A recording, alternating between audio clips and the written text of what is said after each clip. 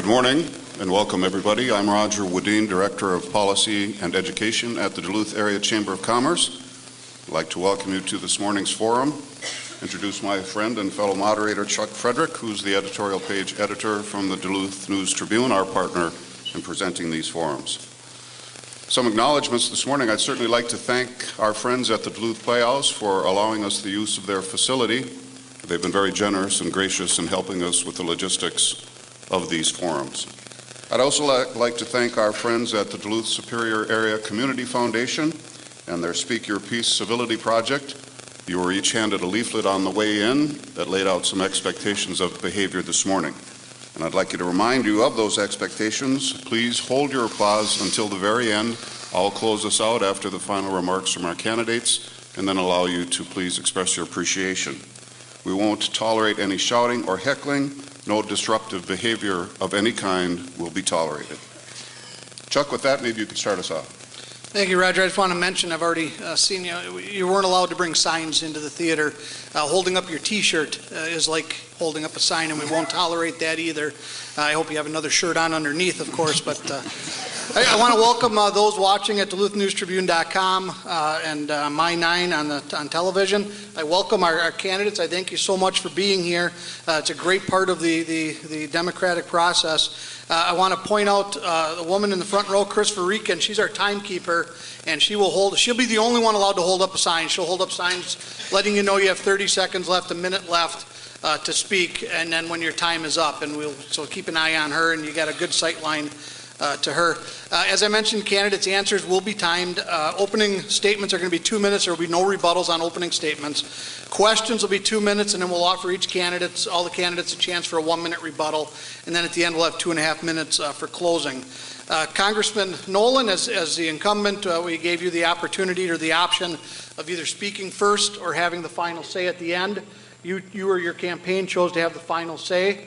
So then to decide who was speaking first this morning, we flipped a coin. Roger and I did last week, and Mr. Sandman won the honor of speaking first at the opening here. So with that, we'll get started. We'll start with opening remarks. It's 2 minutes to kind of introduce who you are, what your top priorities are, your reasons for running, whatever you want to say for 2 minutes. And Mr. Sandman, we'll start with you, sir. Thank you. Well, first of all, thank you for being here in the debate, Duluth Playhouse. I'm Ray Skip Sandman. I'm a resident of Duluth. I've been here for 25 years. I'm a Vietnam vet, a tribal elder. And my opening remarks is that, as a lot of you know, that I oppose the polymet mine up there, that the copper sulfite mining. I'm for women's equal rights, debt reduction for the students and student loans, and we'll go from there. Thank you very much. Congressman. I'd like to begin by thanking the Duluth Chamber and Duluth Tribune for getting us all together and giving everybody a chance to see the candidates and where they stand on various issues. The choice, in my judgment, in this election contest really could not be more clear. The fact is, and it's undisputable, the rich are getting richer in this country, and the poor are getting poorer, and the middle class is getting crushed. And with that, the American dream is getting crushed. And the American dream is not all about everybody making a super million or a super billion, although there's nothing wrong with that. The American dream is all about having a secure job with a living wage, being able to provide health care for your family, to be comfortable that you'll be able to be secure in your retirement years, to be able to send your kids to a good, affordable school and get a good education, to belong to a union, and to have some money at the end of the week when you're done paying your bills, to do a little recreation or go to dinner with your family and friends. My dad once told me when I first went into public life, he said, "Son, if you just do a couple things, I'll always be proud of you. One is be honest, tell the truth. Number two," he said, "work for the working men and women in this country." He said, "Be their champion. Don't worry too much about the rich and the powerful. They do a good job of taking care of themselves." This election contest, I submit, is a question of who are you for. Our primary opponent here in this contest, Mr. Mills, has made it clear who he's for. He has said he wants more tax cuts for supermillionaires and billionaires, and yet at the same time, he opposes an increase in the minimum wage. The choice could not be more clear. If you know who you're for, you'll know who to vote for in this election contest.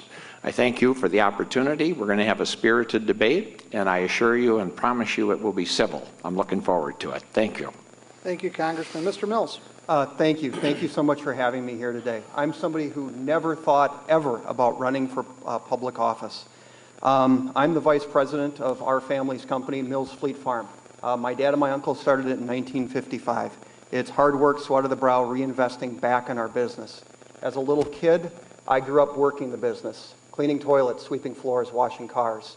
Had just about every job there, and my current job right now is vice president. And one of the many hats you wear in a family business is, well, I should say in a family business, you wear many hats. And one of those many hats I wear as vice president is looking out for our 6,000 employees. And one of those hats is plan administrator of our company's self-insured health plan.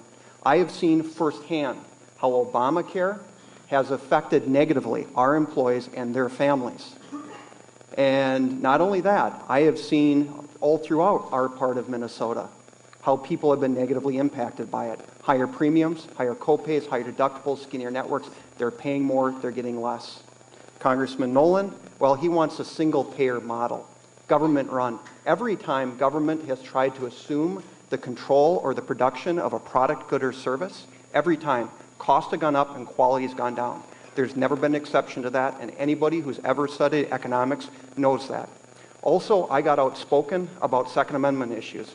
Congressman Nolan gets back to Congress, and he wants to ban semi-automatic rifles, the ones he thinks that look scary, and have the government tell us how many bullets we can have in our gun.